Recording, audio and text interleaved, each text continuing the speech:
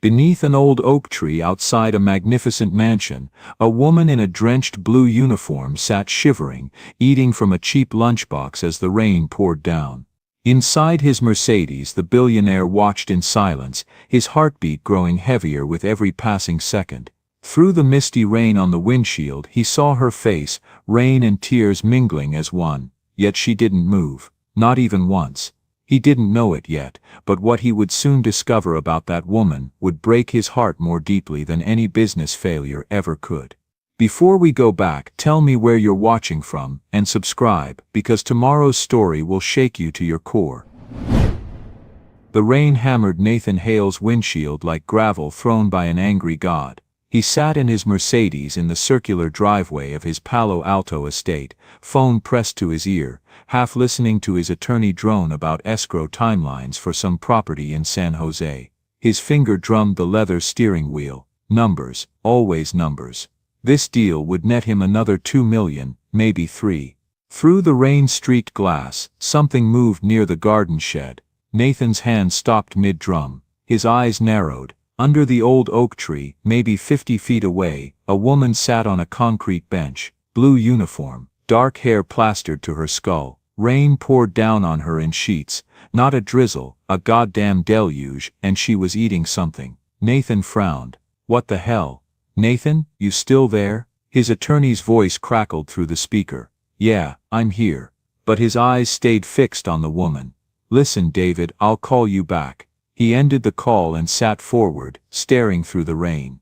The woman just kept eating, slowly, deliberately, rain streaming down her face, soaking through her uniform, and she didn't move, didn't seek shelter. Irritation prickled at Nathan's chest. This was absurd. The staff lounge was right there, warm, dry, with heat and coffee and everything a person needed. Why the hell was she sitting outside in a storm like some kind of vagrant? It looked bad, unprofessional. If clients drove up right now and saw this, a soaked employee eating in the rain, what would they think about how he ran his household? Nathan reached for the door handle, ready to go out there and tell her to get inside. His hand gripped the metal, but something stopped him. The woman lifted her face slightly, and even through the rain and distance, Nathan saw it. Her shoulders were shaking. Not from cold, from something else. Her hand trembled as she brought food to her mouth, and water ran down her face, rainwater mixed with something else. Tears. She was crying. Nathan's hand released the door handle. He sat back slowly, a strange sensation creeping up his spine. Confusion, then something heavier, something that felt almost like discomfort. Why was she crying? And why was she still eating, still forcing food down while tears streamed down her face? The woman didn't wipe her eyes, didn't acknowledge the rain, or the tears or any of it, just kept eating with mechanical precision, like a machine programmed to complete a task, regardless of circumstances. Nathan watched, transfixed. He couldn't look away. There was something about the way she held herself, spine straight despite the soaking, despite the tears, despite everything, that made his chest feel tight. She finished eating. Folded the wax paper carefully, precisely, even though it was soaked, and tucked it into her pocket. Then she stood, smoothed down her wet uniform, and walked back toward the service entrance with her head up, like she was walking through a palace instead of a storm, like she was someone important instead of what? Nathan's breath caught. Instead of the help. That's what he'd been about to think. Instead of just the help. The woman disappeared through the service door. Nathan sat alone in his car, engine still running, heat blowing, rain drumming on the roof, and he felt something crack inside his chest. Not break, but crack. Like ice on a frozen lake when the temperature shifts and pressure builds underneath. His phone rang. David again. Nathan ignored it. He stared at the oak tree, at the empty bench, at the rain falling on concrete where a woman had just sat crying while she ate lunch. And for the first time in 30 years, Nathan Hale felt something he'd forgotten how to feel: shame. He drove to his downtown office, but didn't remember the drive. Sat through meetings, but didn't hear a word anyone said. Signed documents without reading them. That image kept burning in his mind. Woman in rain, eating alone, crying but not stopping, holding herself together through sheer force of will while he sat comfortable and dry 50 feet away. It bothered him. Really bothered him. Not because he cared about her specifically, he didn't even know her name, but because something about the scene felt wrong in a way he couldn't articulate. That evening, Nathan stood in his study nursing a scotch, looking out at the grounds. The rain had stopped. Everything was quiet. 22 rooms in this house, and he was alone in every single one of them. His son Christopher was in Los Angeles, doing God knows what, with the money Nathan sent him every month. They'd spoken twice this year. Both times Christopher had called asking for more money. Both times, Nathan had sent it, and both times he'd felt nothing except mild irritation that his son couldn't even pretend to be interested in anything besides the bank transfers. Amanda had been dead 8 years, cancer. She died in the master bedroom upstairs, and Nathan still couldn't bring himself to change anything. Her clothes hung in the closet. Her books sat on the nightstand. Her perfume bottles gathered dust on the dresser. He'd loved her once, deeply, but somewhere in the last decade of their marriage, he'd stopped knowing how to show it. Work had consumed him. Deals, acquisitions, expansions. He'd built an empire while his wife slowly disappeared into illness and his son drifted into useless entitlement.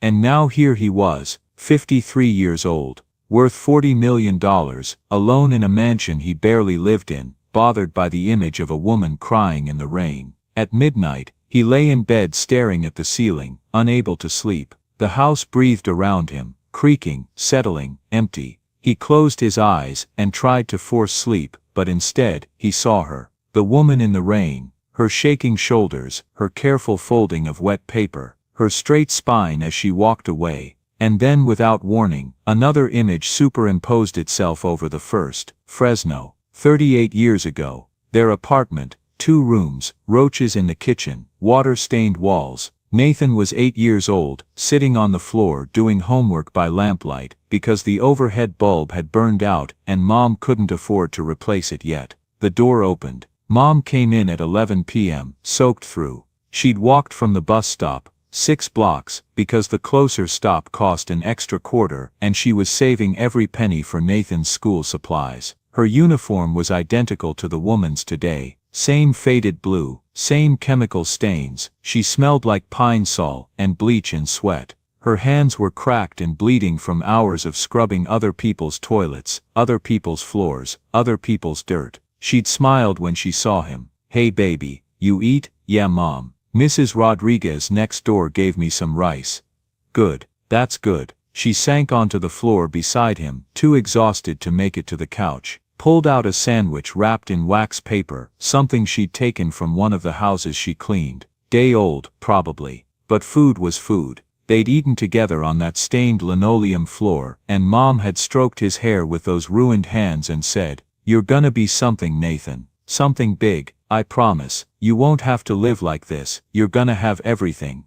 She'd meant it. She'd believed it with every fiber of her exhausted body. And she'd worked herself into an early grave to make it true. Nathan opened his eyes in his king-sized bed, in his master suite, in his mansion, and felt tears on his face for the first time since Amanda's funeral. His mother had died at 54, heart attack at her 3rd job of the day. Dead before the ambulance arrived. She'd sacrificed everything, her health, her comfort, her life, so Nathan could go to UCLA, could escape poverty, could become something. And he had. He'd kept his promise, built an empire from nothing, made more money than 8-year-old Nathan could have imagined, bought this mansion, these cars, this life, but somewhere along the way, he'd become exactly the kind of person his mother had cleaned houses for, the kind who looked past the help, who saw blue uniforms and thought staff instead of human being, who sat comfortable in expensive cars while women ate lunch in the rain. Nathan got up at 3 a.m. Walked downstairs barefoot,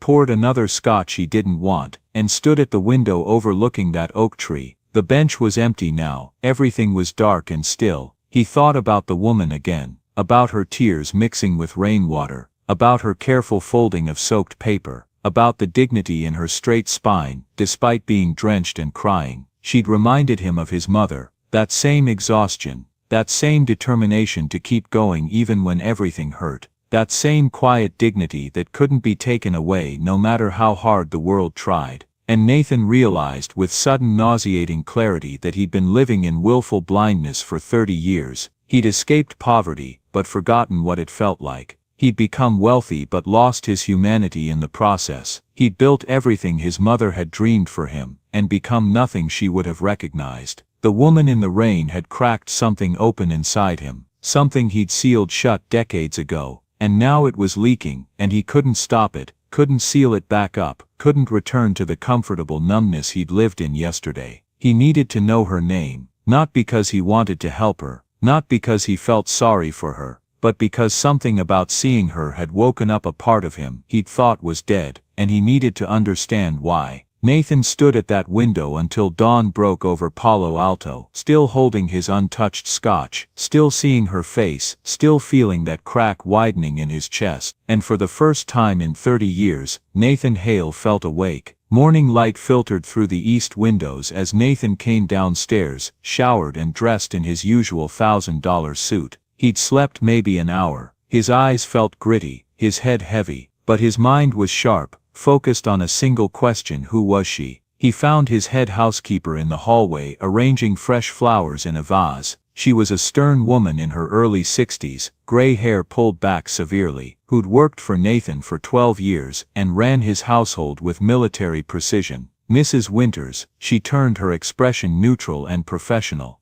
"Good morning, Mr. Hale. I need to ask you something." Nathan kept his tone casual, authoritative, the tone he used when he expected immediate compliance. "Yesterday during the storm, there was a woman in a blue uniform eating lunch outside, under the oak tree. Who is she?" Mrs. Winters' hands paused fractionally on the flowers, then resumed arranging them. "I believe that would be one of our cleaning staff, sir." "I'm aware of that. I'm asking for her name." "I would need to check the duty roster to be certain, Mr. Hale." Nathan's jaw tightened. This was evasion, and they both knew it. Mrs. Winters ran a staff of 12 people. She knew every name, every schedule, every detail. "Mrs. Winters, I'm asking you a direct question." The housekeeper set down the flowers and turned to face him fully, her expression still maddeningly neutral. "Her name is Elena Brooks, sir. She's been with us 8 months. She handles deep cleaning and laundry." "Why was she eating outside yesterday, in the storm?" "I couldn't say, sir. Staff members are free to take their breaks where they choose." "That's not an answer." "It's the only answer I can give you, Mr. Hale." Mrs. Winters picked up the vase. "If you'll excuse me, I need to finish the morning arrangements." She walked away, leaving Nathan standing in his own hallway, feeling dismissed by his own employee. The sensation was so foreign it took him a moment to process it. When had Mrs. Winters ever dismissed him? Never. In 12 years, she'd been nothing but deferential and obedient. Which meant this wasn't about insubordination. This was about loyalty. Mrs. Winters was protecting Elena Brooks from him, her employer, which implied there was something to protect her from, something that involved Nathan. The implications made his stomach turn. Nathan went to his study and sat at his desk, drumming his fingers on mahogany. He could demand answers, could threaten Mrs. Winters' job, could pull rank and force the information out of her. But something stopped him. The same something that had stopped him from opening his car door yesterday. An instinct that he was missing something important, that the usual methods, command, control, dominance, wouldn't work here. He needed a different approach. At noon Nathan positioned himself in the garden, pretending to examine the rose bushes Marcus had planted last month. He'd never looked at these roses before, couldn't tell you what variety they were, or if they were healthy, but he stood there with his phone out like he was taking photos, waiting. The service door opened at 12:05.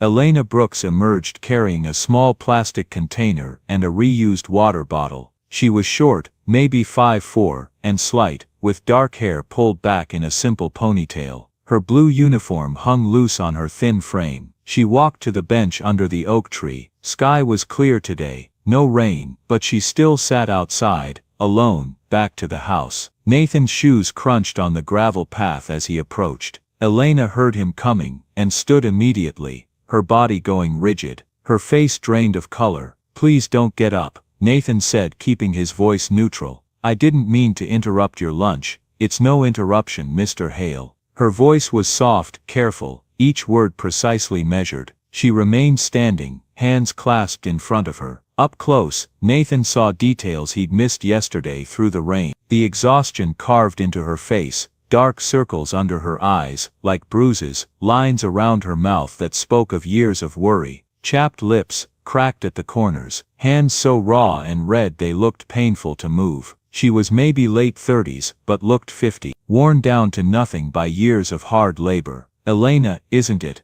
Nathan said. "Yes, sir." She didn't look at him, her eyes fixed somewhere past his left shoulder. "I saw you eating out here yesterday, during the storm." Her body went even more rigid if that was possible. "I apologize if that was inappropriate, Mr. Hale. It won't happen again." "I'm not saying it was inappropriate, I'm asking why you were sitting in the rain, instead of using the staff lounge." Silence, the kind that stretched and thickened until it became almost unbearable. Nathan waited, watching emotions flicker across Elena's face too quickly to identify. Fear definitely, but also something else, something harder. Finally she spoke. Her voice stayed flat, empty of emotion, like she was reciting facts. "3 months ago, you held a garden party here, Mr. Hale. Some of your guests arrived earlier than expected. I was in the staff lounge, eating my lunch when they came in looking for extra napkins." Nathan's stomach began to sink. "One of the ladies, Mrs. Thornton, I believe, commented that my uniform smelled like cleaning chemicals. She said it was unpleasant, that it was inappropriate for staff who work with chemical cleaners to be near the food service area because the odor carries." The sinking feeling accelerated. Several other guests agreed. They suggested it would be more appropriate if I ate outside. Mrs. Thornton said. Elena paused, and Nathan saw her hands clench briefly before relaxing. "She said I smelled like a janitor, that people like me should know our place." Nathan felt like he'd been punched in the chest. He actually took a step back. "I didn't want to cause any problems for you or your guests, Mr. Hale. So I started taking my breaks outside. It's actually quite pleasant. The fresh air is good." She smiled when she said it, small, practiced, utterly hollow. The kind of smile people learn to wear when they're trying to convince themselves they're fine. Nathan's mouth opened, closed. No words came. Elena must have taken his silence as dismissal because she picked up her lunch container. "I should get back to work now, Mr. Hale. Thank you for checking on me." Elena, wait, but she was already walking away, back straight, head up, moving with that same dignified bearing she'd had yesterday in the rain, like nothing could touch her, like being humiliated in his house by his guests was just another day, another indignity to endure with grace. Nathan stood under that oak tree for a full 5 minutes after she left, rage building in his chest like a physical thing. Hot and poisonous, and directed at everyone, at Mrs. Thornton and her country club friends, at himself for being blind, at the world for being cruel enough that a woman had to eat lunch in a storm to avoid being insulted. He went back inside, his hands shaking slightly, found Mrs. Winters in the kitchen, reviewing the evening menu with the chef. "Mrs. Winters, my study, now." The housekeeper excused herself, and followed Nathan down the hall. Once the door closed behind them, Nathan turned on her. "Why didn't you tell me?" Mrs. Winters' expression remained neutral. "Tell you what, sir? About Elena Brooks, about what happened with my guests, about the fact that she's been eating outside for 3 months because she was humiliated in my own house. It wasn't my place to tell you, Mr. Hale. The hell it wasn't. You're my head housekeeper. You're responsible for staff welfare. This falls under your purview. And I handled it, sir." Mrs. Winters' voice stayed maddeningly calm. "I spoke with the staff members who were unkind to Miss Brooks. I reminded them that all employees deserve respect. But Miss Brooks herself asked me not to make a fuss. She said she preferred eating outside. I respected her wishes." Her wishes, Nathan's voice rose. "She was forced out of a space she had every right to use because my guests are classist assholes." "Yes, sir, they are." Mrs. Winters looked at him directly for the first time, and Nathan saw something cold in her eyes. "Your guests are often unkind to staff. They make comments, they treat us as invisible, or worse, as beneath them. And you've never noticed because you've never been in a room long enough to see it happen. Or perhaps because you don't see us as worth noticing." The words hit like a slap. Nathan felt his face heat, Miss Brooks isn't the first employee to be mistreated by your guests, Mr. Hale. She's just the most recent. The others learn to stay out of sight when you have company. They know their place, as Mrs. Thornton said. They've learned not to exist where they might offend wealthy sensibilities. Why are you still working for me if you think I'm such a monster? Because someone needs to protect the staff from people like you.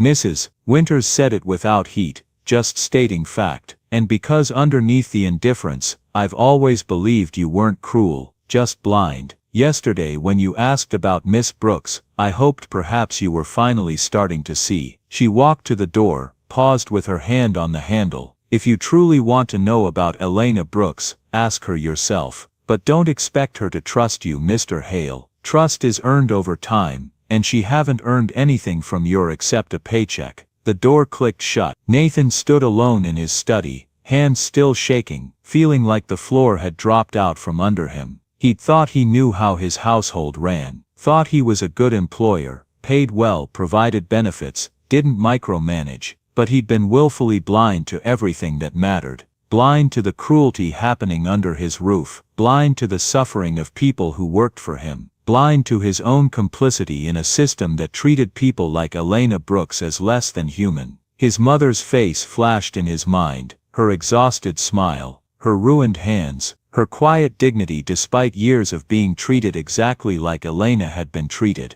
And Nathan realized with nauseating clarity that if his mother had worked for someone like him, he would have looked past her too, would have seen the uniform instead of the person, would have sat in comfort while she suffered. He'd become exactly what he'd sworn to escape. Nathan sat at his desk and did something he rarely did. He cried, not the tears from last night that had surprised him, but deliberate wrenching sobs that came from somewhere deep and broken inside his chest. He cried for his mother, for Elena, for all the years he'd spent blind and comfortable while people around him suffered invisibly. When he finally stopped, his face was wet, his eyes swollen, his throat raw, and he knew two things with absolute certainty. First, he couldn't undo the past, couldn't erase 3 months of Elena eating in the rain, couldn't take back years of not seeing. But second, he could start seeing now, could start building something better than what he'd allowed to exist. The question was how. For 2 days, Nathan couldn't stop thinking about Elena Brooks. Her face haunted him, the exhaustion, the hollow smile, the careful dignity despite everything.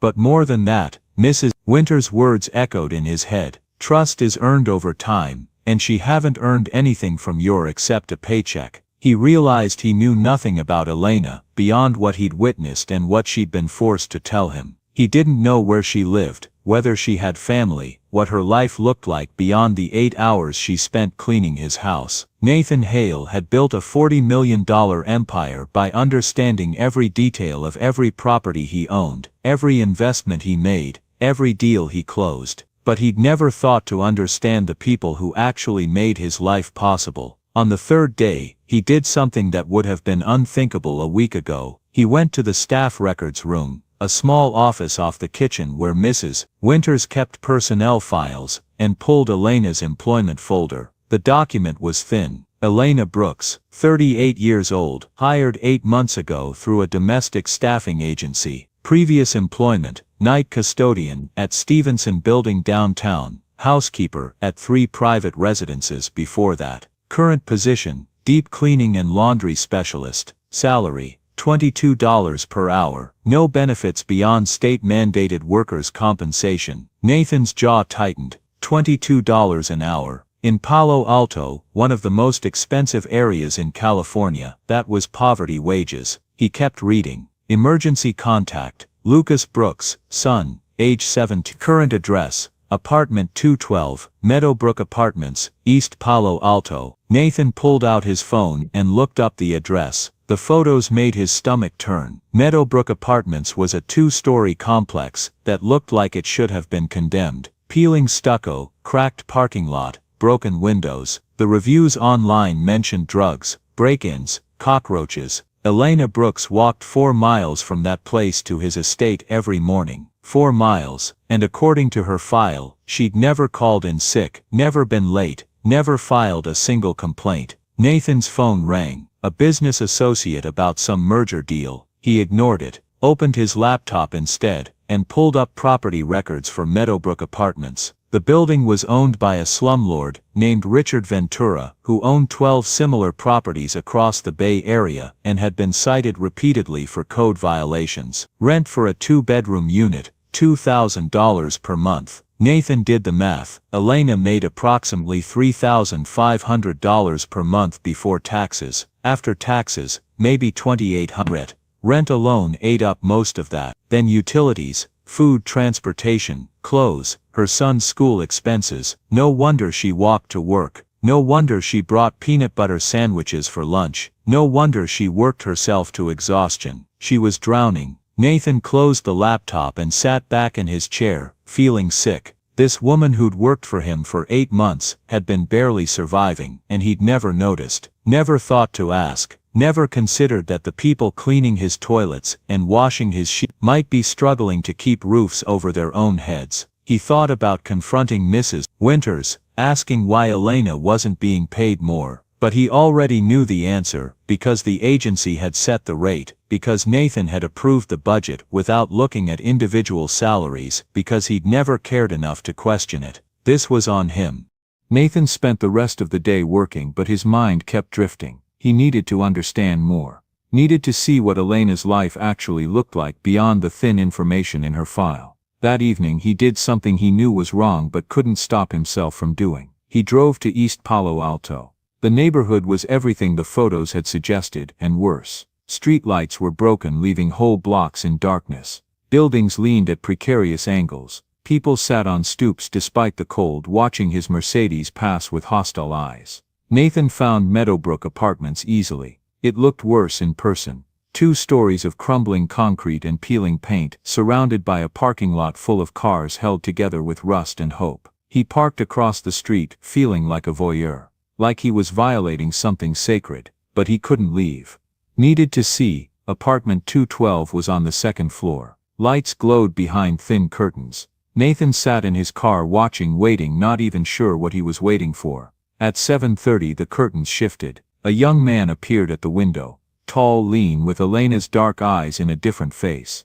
He was talking to someone inside, gesturing enthusiastically about something. Elena appeared beside him, and even from this distance, Nathan could see her face transform when she looked at her son. The exhaustion fell away. She smiled, genuinely smiled, and ruffled the boy's hair. He swatted her hand away playfully, laughing, and they both moved away from the window. Nathan sat there for another 30 minutes, watching the lit window, imagining the life happening inside. A mother and son in a 2-bedroom apartment, probably paying $2,000 a month for a space that wasn't safe or clean or even properly maintained. But they had each other. They had laughter. They had something Nathan had lost years ago. He thought about his own son, Christopher, 24 years old, living in a luxury condo in Los Angeles that Nathan paid $15,000 a month for. Christopher had called twice this year, both times demanding money for some business venture or another. They hadn't had a real conversation in over 2 years. Elena's son looked at her like she was his whole world, like everything she did mattered, like her sacrifices meant something. Christopher looked at Nathan like he was an ATM. Nathan started his car and drove home, that crack in his chest widening further with every mile. When he got back to his estate, the house felt even emptier than usual. 22 rooms echoing with silence. He poured himself a scotch, then set it down untouched. He needed to do something. But what? Write Elena a check. That would be insulting, would make her feel like charity. Give her a raise, yes, absolutely, but that felt insufficient. Like slapping a band-aid on an infected wound and calling it healed. Nathan sat in his study until 2 a.m., thinking. The obvious answer kept presenting itself, but he pushed it away because it seemed crazy, impossible. Something a person didn't do. But at 3 a.m., exhausted and desperate and still seeing Elena's face in the rain, Nathan picked up his phone and called Danny Rodriguez. Danny had been Nathan's roommate at UCLA, back when Nathan was poor and working 3 jobs to afford tuition. They'd stayed friends over the years even as their lives diverged. Nathan into real estate development, Danny into running Elite Cleaning Services, one of the largest commercial cleaning companies in the Bay Area. Nathan, it's 3 in the morning. Someone better be dead. Danny, I need a favor, and it's going to sound insane. Try me. I need you to hire me as a janitor for one night. Under a fake name, in one of my own buildings. Silence. Then you're right. That sounds insane. Why? Nathan hesitated. How could he explain this without sounding like he'd lost his mind? There's someone I need to understand. Someone whose life I need to see. And the only way to do that is to work beside her. To experience what she experiences. This is about a woman. It is. But not like you're thinking. I'm not trying to seduce her or impress her. I'm trying to wake up Danny. And I think this is the only way. More silence. Nathan could hear Danny breathing, thinking. Finally, you remember sophomore year, when I couldn't afford rent and you let me sleep on our floor for 3 months. Of course. You never told anyone. Never made me feel small about it. You just helped because you understood what it meant to be broke. Danny sighed. I'll do it. But Nathan, one night only. This is insane and probably illegal in about 12 different ways. But I'll give you one night. That's all I need. They arranged the details. Nathan would work Friday night at the Stevenson building, one of his own downtown properties. He'd go through Elite's normal hiring process, using the name Mike Johnson, complete with legitimate tax paperwork and insurance. Danny would handle everything to make it legal. One condition, Danny said. After this you tell me the whole story. I need to know why Nathan Hale, worth $40 million, wants to scrub toilets for minimum wage. Deal. Nathan hung up and sat in the dark, wondering if he'd lost his mind. Probably, but he couldn't shake the feeling that this was necessary. That he needed to see Elena's world from inside it, not from the comfort of his Mercedes looking through rain-streaked glass. He needed to understand what it meant to work until your body screamed, to push a mop until your back seized, to clean other people's waste for hours and know you'd barely earned enough to pay rent. He needed to walk a mile in his mother's shoes, in Elena's shoes, because understanding was the first step toward earning trust, and trust was the first step toward redemption. Friday arrived faster than Nathan expected. He spent the day at his office, distracted and nervous. At 9 p.m., he went home and changed out of his suit into a janitor's uniform. He looked at himself in the mirror and barely recognized the man staring back. When was the last time he'd worn anything that wasn't designer? When was the last time he'd looked like just another person instead of Nathan Hale, real estate mogul? He couldn't remember. Nathan drove to the Stevenson building and parked in the employee garage, hands sweating. This was crazy. If anyone recognized him, if this got out to the press or his business associates, he'd be a laughingstock. But he got out of the car anyway. The service elevator descended to the loading dock where the night cleaning crew gathered. 6 people total, all of them looking exhausted before the shift even started. They barely glanced at Nathan, just another temp worker, nobody worth noticing. Except one person. Elena Brooks stood apart from the others, sipping from that reused water bottle. When she saw Nathan, or rather saw Mike Johnson, she smiled. Actually smiled. It was the first genuine smile Nathan had ever seen from her. Hi, she said, walking over. You must be Mike, new guy. Yeah, first night, pretty nervous. Don't be. You'll get the hang of it. She glanced toward the supervisor's office. Main thing is pace yourself. These floors will destroy your back if you're not careful. And stay hydrated. Building gets hot at night, and they're too cheap to run the AC. Her voice was warm, friendly, completely different from the guarded, careful tone she used with Mr. Hale. With Mike Johnson, she was just Elena, a person talking to another person, offering kindness because that's what decent people do. Nathan felt something twist in his chest. The supervisor emerged from his office. Frank Morrison, a man Nathan had hired but never actually met. Frank looked at the assembled crew with thinly disguised contempt. Listen up, we've got a lot of ground to cover tonight. Building inspections on Monday, so everything needs to be spotless. I don't want to hear any complaints about sore backs or tired feet. You get paid to work, so work. Any questions? No one spoke. Good. Clock in and get to it. For the next 4 hours, Nathan pushed a mop bucket through endless hallways, emptied trash cans full of other people's waste, scrubbed toilets on his hands and knees until his shoulders screamed and his knees felt like they might shatter. His back ached. Blisters formed on his palms. Sweat soaked through his shirt. Every muscle protested, and they weren't even halfway through the shift. And Elena moved through the building working twice as hard, never stopping, never slowing, never complaining. She cleaned with the same mechanical precision he'd seen when she ate lunch, efficient, thorough, completely focused. At midnight, they got a 15-minute break. Nathan collapsed into a chair in the empty cafeteria, groaning.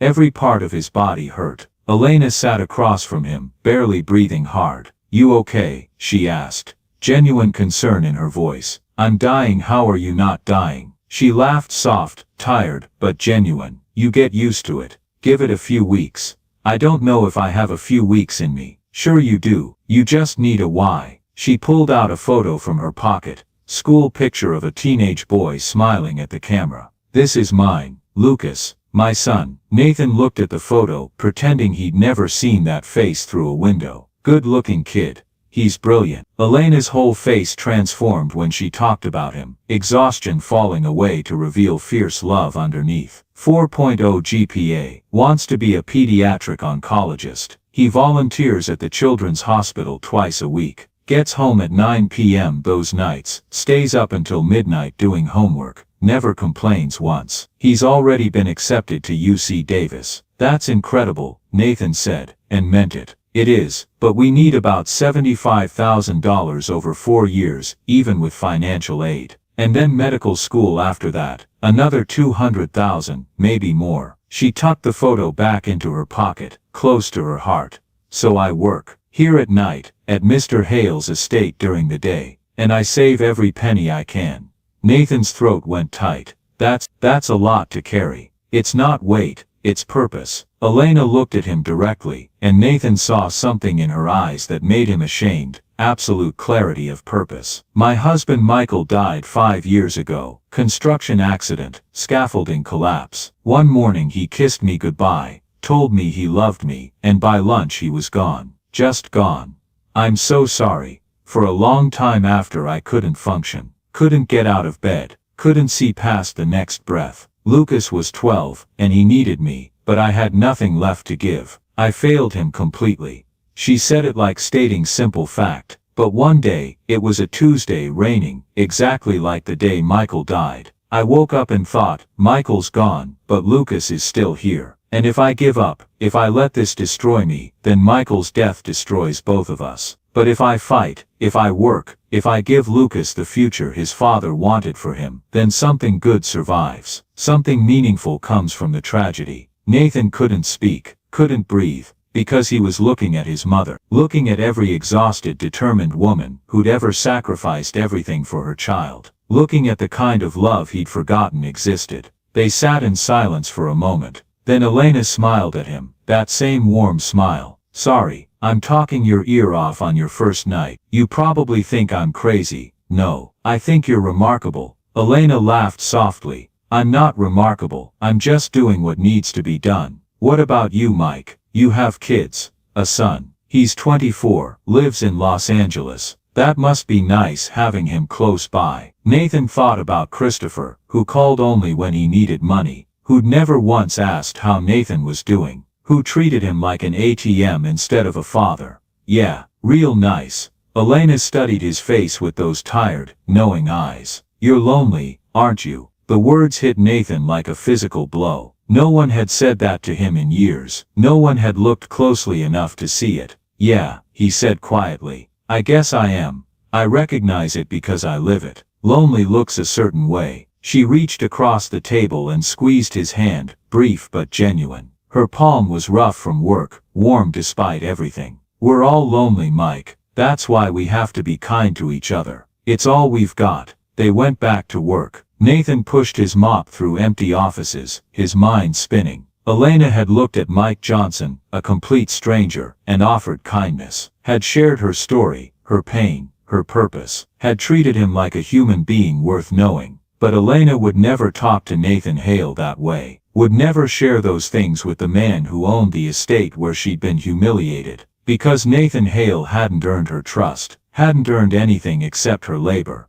The shift ended at 2 a.m. Nathan watched Elena walk to the bus stop, waited until she boarded safely, then got in his Mercedes and drove home. He sat in his driveway for 20 minutes, engine off, staring at his mansion. Every light was off, every room empty. He'd worked 4 hours tonight, and felt destroyed. Elena had worked 10, 6 at his estate, 4 here, and would do it again tomorrow, and the day after that, and the day after that, until her body gave out, or until Lucas graduated from medical school, whichever came first. Nathan went inside, showered, and lay in bed staring at the ceiling. His hands were blistered, his back ached, his knees throbbed. But worse than the physical pain was the knowledge burning in his chest. He couldn't undo this, couldn't go back to yesterday's ignorance, couldn't pretend he hadn't seen Elena's world from inside it. He'd wanted understanding, and he'd gotten it. Now he had to decide what to do with it. Saturday morning, Nathan woke at dawn, despite sleeping only 3 hours. His body screamed at him. Muscles he'd forgotten he had were on fire. His hands were swollen, blisters weeping. Getting out of bed felt like climbing a mountain. He stood in the shower, letting hot water pound his back, and thought about Elena doing this every single day. Waking exhausted, working exhausted, going to bed exhausted. For 8 months, for 5 years before that. How was she still standing? Nathan dressed slowly, wincing with every movement, went downstairs to find Mrs. Winters already in the kitchen, preparing his coffee. "Good morning, Mr. Hale. You look unwell." "I'm fine." She set the coffee in front of him, studying his face. "Your hands are bandaged. Minor injury, nothing serious." Mrs. Winters looked at him for a long moment, then nodded slowly. "Of course, sir." Nathan drank his coffee in silence, watching through the window as Elena arrived for her Saturday shift. She walked through the service entrance at 6:30 exactly, just like always. He wondered if her body hurt as much as his. Probably worse. She'd worked 4 more hours than he had. He spent the day in his study, allegedly reviewing property documents, actually staring at nothing. His mind kept replaying the night before. Elena's face when she talked about Lucas, her warm smile for Mike Johnson, her kindness to a stranger, and underneath it all, the knowledge that she was in his house right now, cleaning his toilets, washing his sheets, erasing all evidence of his existence, so he could live in pristine comfort, making $22 an hour, while he sat in his study worth $40 million. It was obscene. Over the next few weeks, Nathan returned 3 times under the same alias. Each night he learned a little more, about her world, and about the man he used to be. No one recognized him. He mopped floors, wiped windows, and shared late-night shifts with the other workers, listening to their laughter, their exhaustion, their quiet complaints about those upstairs. Among them was Elena. She welcomed him kindly, showed him the ropes, and shared crackers with him during their short breaks. Over time, they began to talk, not as employer and employee, but as 2 people trying to survive the same long nights. She told him about her son, her fears, and her dreams.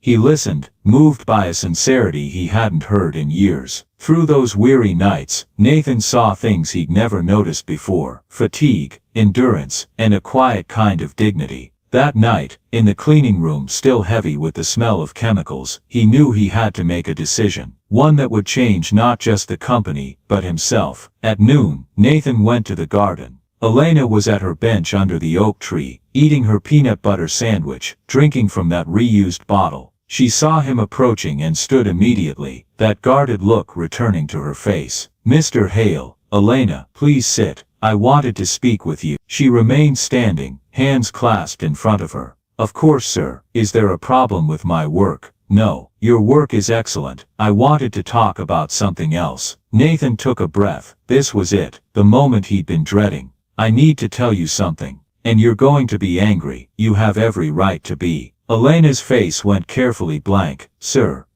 3 weeks ago, I worked a night shift at the Stevenson building, as a janitor, under a fake name." Nathan forced himself to meet her eyes. "Mike Johnson. That was me." The color drained from Elena's face. Her hands unclenched, then clenched again, knuckles white. "What?" "I needed to understand. Needed to see what your life was really like. So I worked one night alongside you. You showed me kindness. Talked to me about Lucas, about your husband, about things you'd never tell Nathan Hale, and I let you. I lied to you." Elena took a step back, nearly stumbling. "You were Mike. Yes, you lied to me." Her voice was flat, shock giving way to something harder. "You watched me, spied on me, Let me pour my heart out to a stranger who was actually my boss in disguise. I know how it sounds, you know how it sounds. Her voice didn't rise, it just went colder, quieter, each word cutting deeper. You have no idea how it sounds. I told Mike, I told you about Michael, about how I failed Lucas after his father died, about my prayers and my fears, and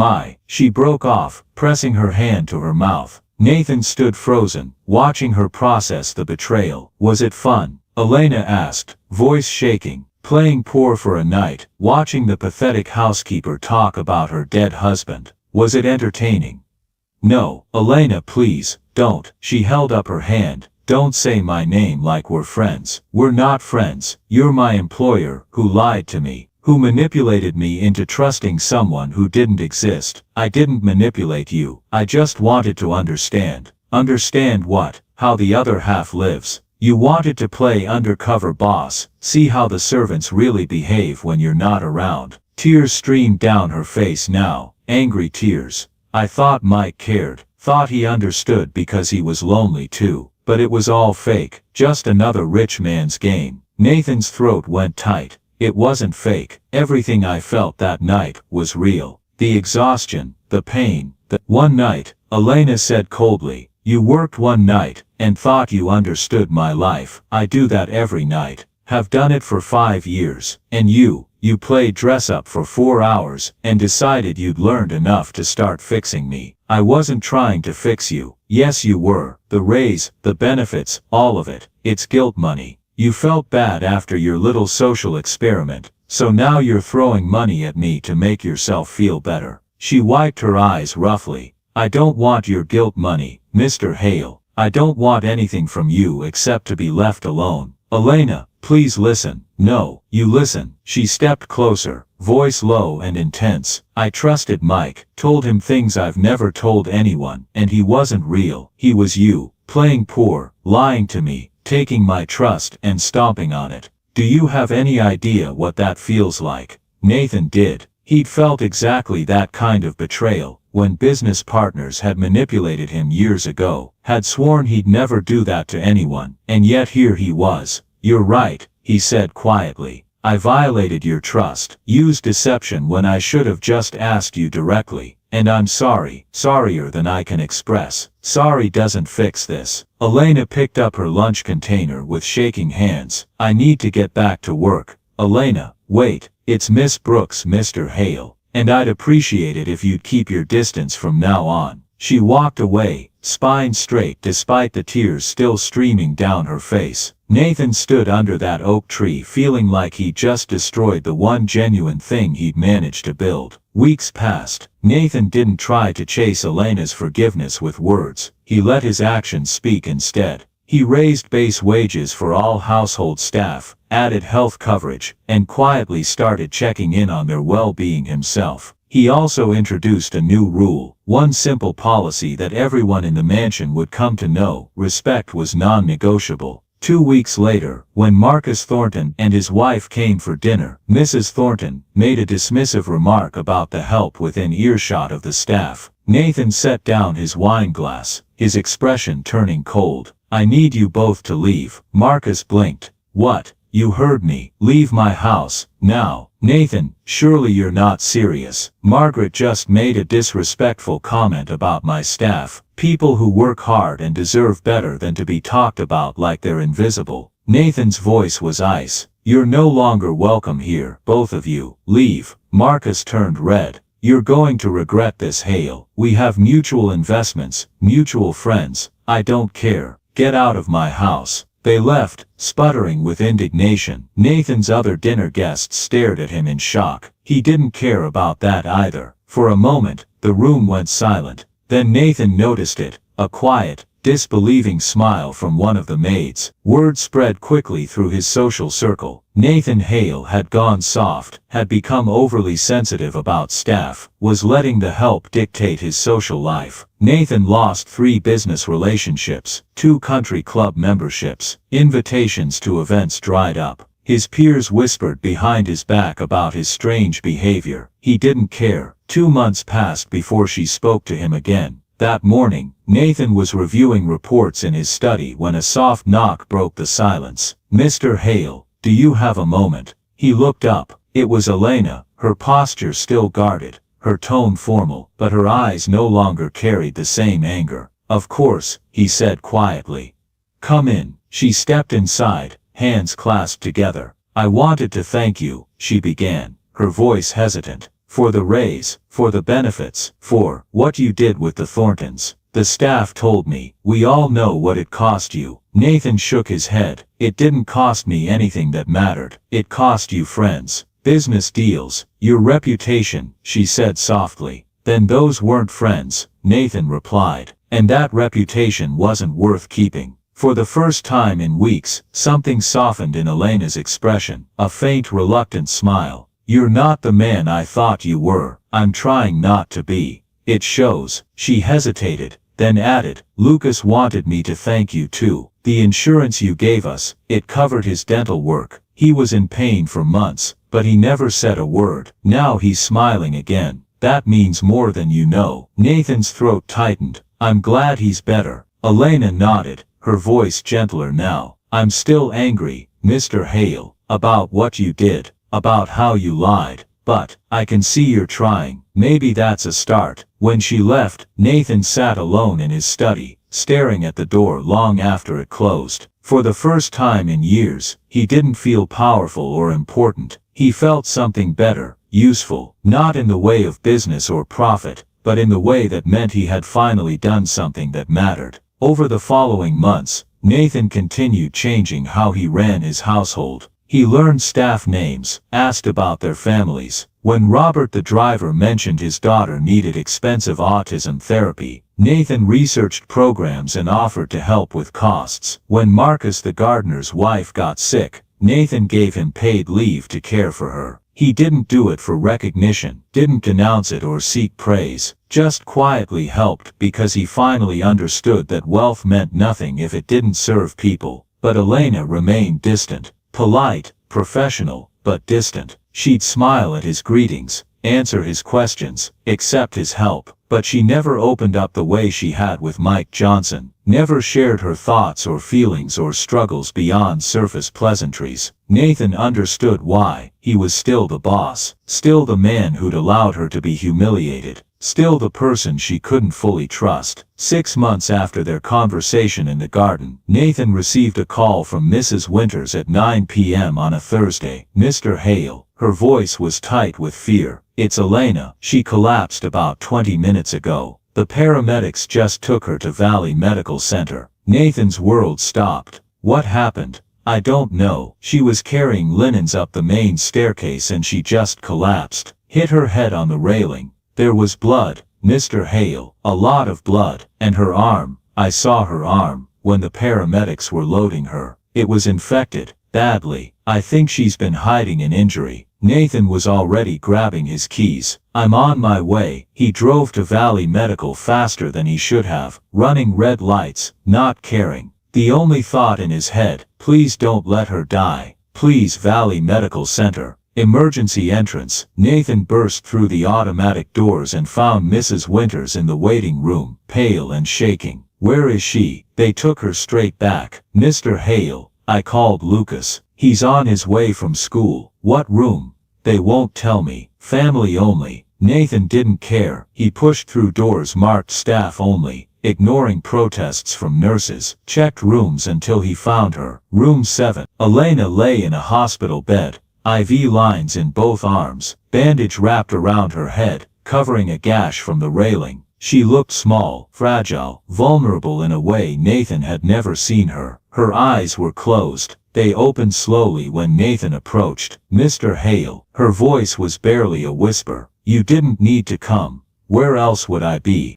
That's when Nathan saw her right arm. The hospital gown sleeve had been cut away, revealing an infected wound running from wrist to elbow. The skin around it was red, swollen, angry. The cut was deep. Nathan could see layers of tissue beneath the infection. "Jesus Christ, Elena. What happened?" "Just a cut. From work." "It's nothing." "That is not nothing. How long have you been hiding this?" She looked away. 2 weeks, maybe 3. The door opened. A doctor entered, woman in her 40s, exhausted but alert. Are you family? He's my employer, Elena said quietly. I'm family, Nathan said at the same time, surprising himself. The doctor looked between them, decided to answer. Miss Brooks is suffering from severe exhaustion, malnutrition, dehydration, and a serious cellulitis infection from this laceration. Another day, maybe two, and she would have been septic, potentially fatal. We're admitting her for at least 72 hours of IV antibiotics and observation. Can I work Monday?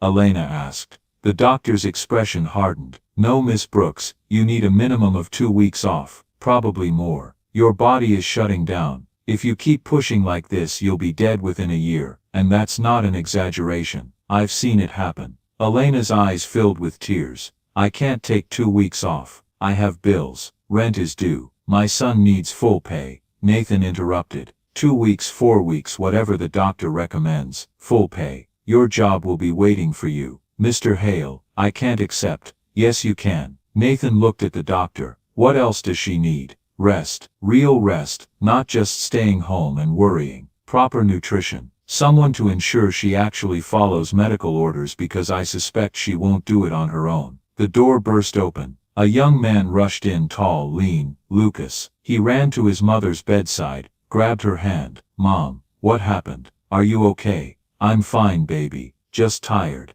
They're making a fuss over nothing. Mom, you're in a hospital bed with an IV. Lucas's voice cracked. Fear made him look younger than 17. How is that nothing? Elena touched her son's face with her free hand. I'm okay, I promise. Just pushed myself a little too hard. Lucas turned to Nathan. Recognition flickered in his eyes. This was Mr. Hale, the man who employed his mother. But instead of gratitude or deference, Nathan saw something else. Anger. This is your fault, Lucas said quietly. She works herself to death for you, and you don't even notice. Lucas, Elena's voice was sharp. Don't be rude. Why not? He should know. You work 16-hour days because he pays poverty wages. You hide infections because you're terrified of losing your job.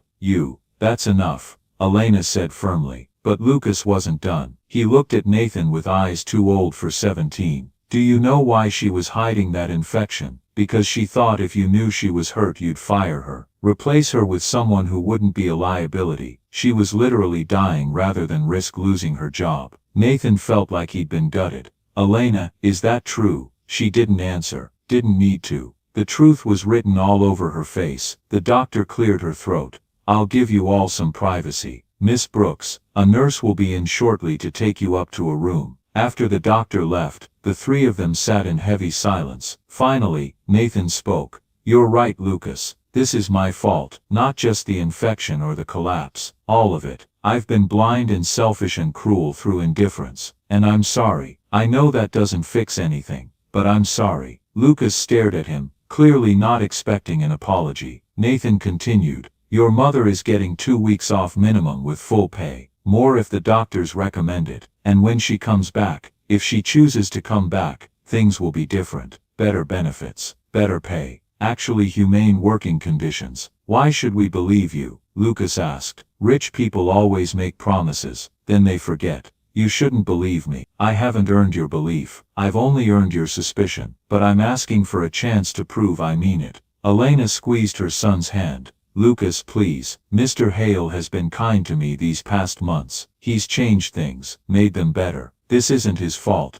It's mine for not asking for help when I needed it. Mom, you shouldn't have to beg for basic human decency. I know, you're right, but we live in the real world, and in the real world we take what we can get and we're grateful for it. Nathan felt those words like a knife, because she was right. That was the world he'd helped create and maintain. A world where people like Elena had to be grateful for not being treated like garbage. A nurse came to take Elena up to her room. Lucas followed. Nathan stood alone in that emergency bay, feeling like he'd failed some fundamental test of being human. He needed to do better, but how? Nathan visited Elena in the hospital the next day. She was in a private room. He'd quietly arranged for the upgrade, looking better with color returning to her face. Lucas sat beside her bed doing homework. Mr. Hale, Elena said when he entered, you didn't need to come. I wanted to check on you. Nathan held up a bag. I brought books. Mrs. Winters said you like mysteries. Elena's eyes lit up briefly before she caught herself. That's very thoughtful, thank you. Nathan set the bag on the table, turned to Lucas. Could I speak with you? Outside, just for a minute. Lucas looked at his mother, who nodded. They walked out into the hallway, and Lucas crossed his arms defensively.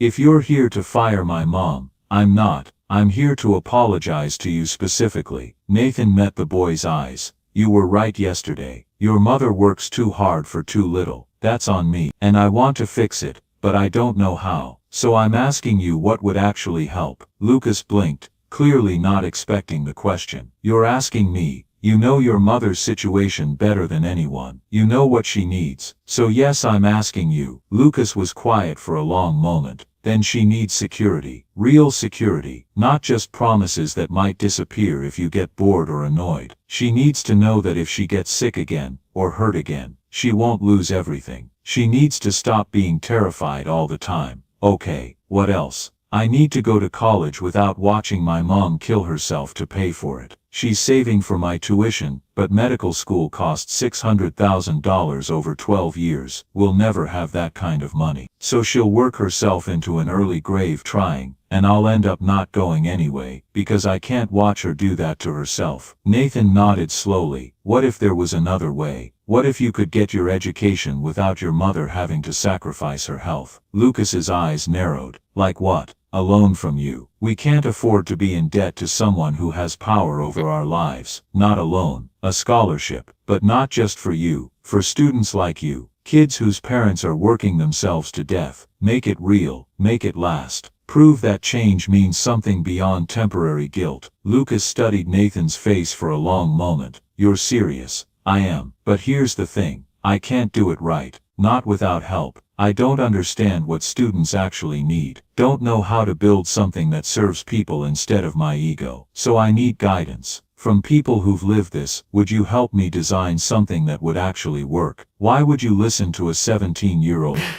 Because you're smarter about this than I am. And because if I'm going to do this, I want to do it right. Lucas was quiet again. Then he said, if you're serious, if you really want to help, then you need to know something. My mom won't accept charity. She'll refuse anything that makes her feel like a burden, or a project. So whatever you do, it can't be about her. It has to be bigger than her. Has to help other people too. That's the only way she'll accept it. Nathan felt something click into place. You're right, thank you. They went back into Elena's room. She looked between them suspiciously. What were you two talking about? Nothing important, Lucas said, but he gave Nathan a slight nod. Over the next days Nathan worked, not on real estate deals or property acquisitions, on something that mattered. He called his attorney. David, I need to establish a charitable foundation, but I want to do it properly. Full legal compliance, independent board of directors, transparent operations. How long will that take? Done correctly, 6 to 8 months minimum. Then let's start now. I want to endow it with $10 million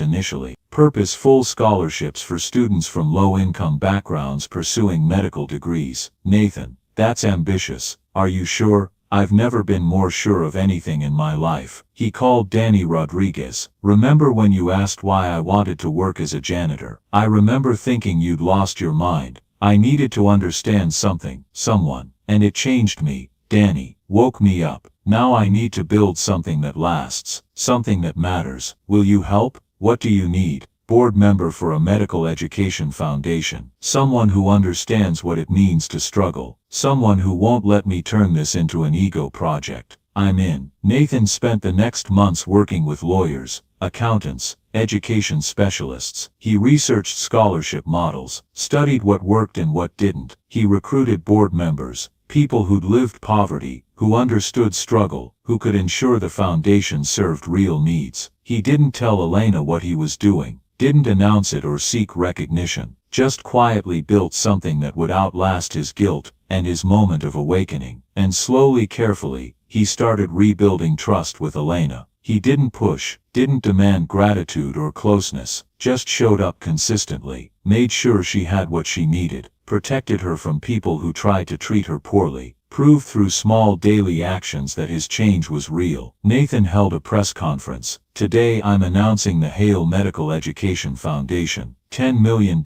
in initial funding. Gold. Providing full scholarships to low-income students pursuing medical careers. 20 students in the first cohort, growing each year. He explained the structure. Independent board, merit-based selection, no strings attached. This isn't about me, Nathan said, and meant it. It's about kids like Lucas Brooks, brilliant young people who could change the world if someone just gave them a chance. It's about recognizing that where you start doesn't determine where you finish. After the press conference, Nathan found Elena waiting outside his office. You did it, she said softly. You actually did it. Lucas told me to build something real, something bigger than guilt or charity. So I did. Elena's eyes filled with tears. I owe you an apology. No, you. Yes, I do. I didn't trust you. I thought you were playing savior, that you'd get bored and move on. But you didn't. You took the time, built something that'll last long after both of us are gone. She wiped her eyes. That's not charity. That's commitment. I'm trying to be better than I was. Trying to be someone my mother would have been proud of. She would be. Elena smiled through her tears. I know she would be. For the first time since that rainy October day, Nathan felt like he might actually earn redemption. Not through grand gestures or throwing money around, but through the slow, patient work of building systems that served people. Through proving day after day that he meant it. Through seeing people, really seeing them and refusing to look away. The Hale Medical Education Foundation's first cohort included 22 students. Lucas Brooks was among them, selected by the independent board without Nathan's involvement. Nathan met with each recipient individually, heard their stories. Maria Rodriguez from Sacramento, parents were farm workers. She wanted to bring healthcare to agricultural communities. James Washington from Oakland, grew up in foster care, wanted to become a psychiatrist for at-risk youth. Sarah Mitchell from Fresno, Nathan's hometown, she'd lost her brother to an overdose, wanted to specialize in addiction medicine. And Lucas Brooks, son of a single mother who'd worked herself nearly to death so he could have a chance. Each story broke his heart, and rebuilt it stronger. But Nathan knew the real test was coming, because Christopher had finally agreed to visit after Nathan's repeated invitations. His son was driving up from Los Angeles today, and Nathan had no idea what to expect. The doorbell rang at 2 p.m. Nathan opened it himself. No staff, no formality, just father and son. Christopher looked rough, thinner than Nathan remembered, dark circles under his eyes, but he was sober. Nathan could tell that much. Hi Dad. Christopher, come in. They sat in the study, awkward silence stretching between them. Nathan poured 2 glasses of iced tea. Neither of them needed alcohol tonight. I owe you an apology, Nathan said at last, his voice rough. Not just for the arguments, for everything. Christopher looked at him, startled. I failed you, Nathan continued. I gave you everything except what you actually needed. I handed you comfort instead of conviction, money instead of meaning. I made you think life was easy if your father was rich, and that's my fault. Christopher stared down at his glass, shoulders tight. I've thought about that too, he said quietly, that I've spent my whole life trying to prove I'm not useless, and somehow I made myself exactly that. I've never done anything that mattered. Nathan exhaled slowly, then we both failed each other. The silence between them softened. For the first time in years, they were speaking as equals, not as a father and son locked in blame. Nathan reached into his pocket, pulled out his phone, and showed him a photo. Lucas at the hospital, holding a small girl's hand while she received chemo. That boy grew up with nothing, Nathan said, but he's already done more good in the world than I did in my first 50 years. That's what purpose looks like. Christopher's throat tightened. I don't know if I have that in me.